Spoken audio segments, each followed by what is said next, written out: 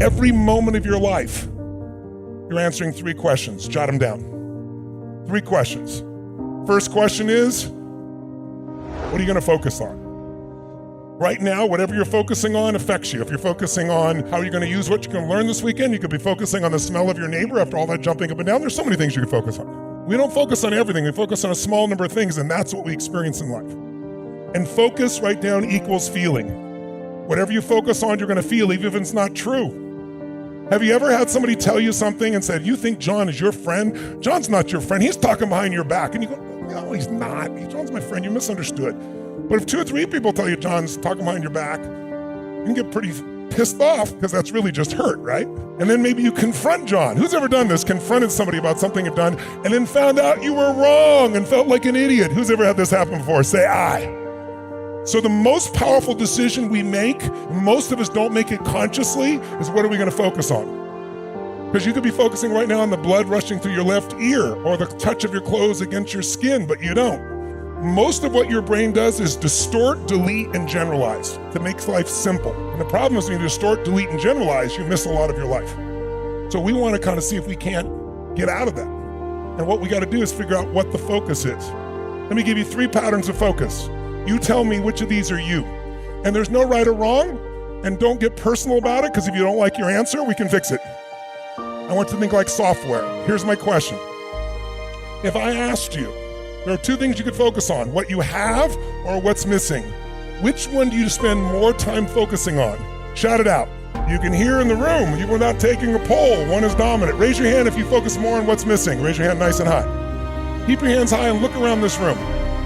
It's about 95% of the room. Now I have a simple question for you. It's a really important question. It's a simple one, but an important one. Just think software, don't think personality. If your brain is constantly focusing on what's missing, how can you ever sustain happiness no matter how successful you become? It is impossible. Raise your hand if you see this. And it's dominant in this room because most of you, how many consider yourself to be an achiever? That's part of who you are as an identity. So as an achiever, looking for what's wrong for a moment so you can fix it can be a good thing. But what happens is it becomes a habit, and then it doesn't matter how much you achieve, you're not happy. You know how many multi-billionaires, how many entertainers with their Oscars or their Emmys or the Grammys that I work with, who you think would be the happiest people in the world? They're worth almost $1 billion, some of them. They're the best in the world at what they do. Everybody loves them, and they're miserable. I get the call. And why is it? It's because they keep focusing on what's missing no matter what they have. That's one pattern this weekend. If you only change that, it would change your life. What happens when you focus on what you have? You feel alive. You feel no scarcity. You feel joy. How many of you have lots of things in your life that if you focused on it, you could feel grateful for, you could feel excited about? How many got lots of things like this now? Say I. But it doesn't exist unless you focus on it. And we all have patterns of focus. The second question is, what does this mean? Because the minute you focus on something, you have to give it a meaning. Is this the end or the beginning? Is God punishing me? That's why this problem happened? Is God challenging me? Or is this problem a gift from God? See, if you think it's the end of a relationship, are you gonna feel the same way, act the same way as if you think it's the beginning of a relationship? Yes or no? No. The meaning changes the answer to the third question, which is, what am I gonna do? Because meaning equals emotion.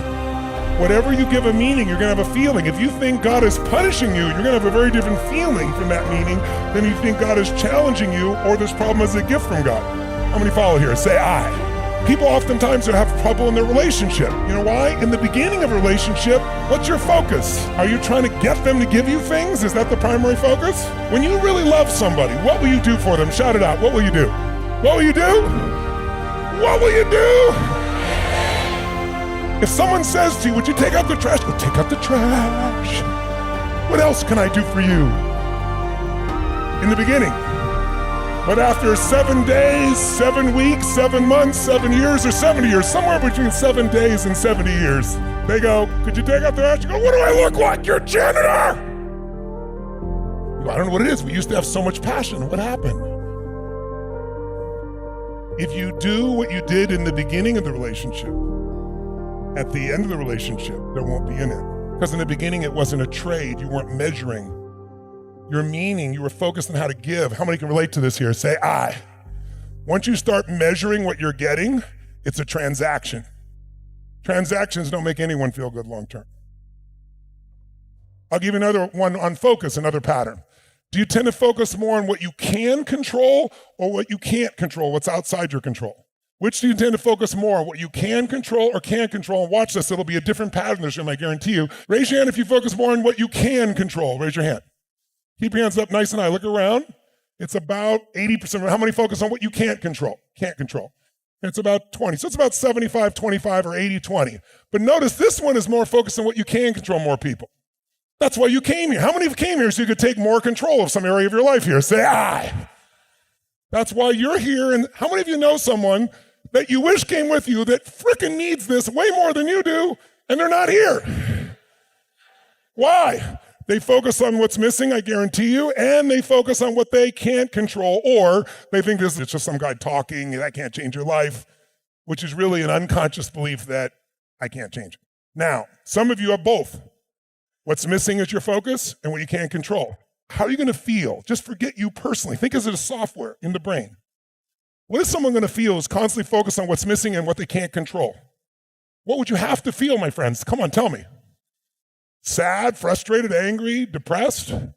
But think about this. This is how we function. So why are they still depressed? Because they're still focusing on what's missing and they're focused on what they can't control. And I'll add one more. Do you tend to focus more on things from the past, the present, or the future? We all do all three, but where do you spend more of your time? Raise your hand if it's the past. Now look around the room. It's only about maybe 1 or 2% of the room.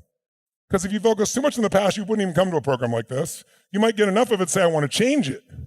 But if you focus on the past, since you can't control it, makes it pretty tough. How many focus more on the present? That's where you spend more of your time, in the present moment. How many focus more on the future? Watch this. Look at this future-based room here. Because that's what achievers do, right? We're focused on how to create a better future. Many of you came for that. So what's the goal? Well, certainly you want to use all three, but if you're going to spend your predominant time and you want enjoyment, it's the present. If you want to create a great life, it's the future. So it's a balance between the present and future. These three patterns alone can change your whole life. What if you came here and you're always focused on what's missing, and we retrain your brain to find all the unbelievable magic and magnificence in your life, and you keep seeing it, feeling it daily? Will they give you more energy or less energy? Hell of a lot more energy, and that's what's going to change it all. So our focus is the first question. Second question is what's going to mean. Is this the end or the beginning? Will that change how you feel? And based on how you feel, will you answer what to do differently? You bet. These three questions are happening every moment of your life.